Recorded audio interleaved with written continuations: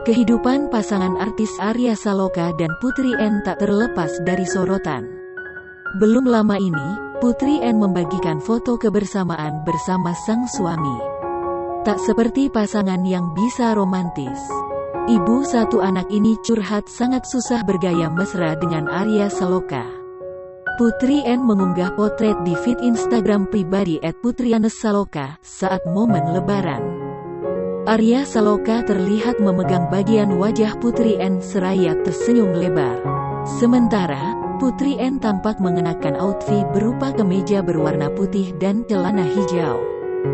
Menyertakan postingan tersebut, Putri N membongkar fakta di balik jepretan foto tersebut. Ia mengaku gagal berpose romantis dengan suami tercinta. Wanita asal Semarang ini curhat sangat susah berpose mesra dengan benar dengan Arya Saloka. Sampai fotografer pun merasa kesulitan mengambil angle yang tepat. Sontak postingan tersebut langsung diserbu ragam komentar dari rekan artis dan warganet lainnya.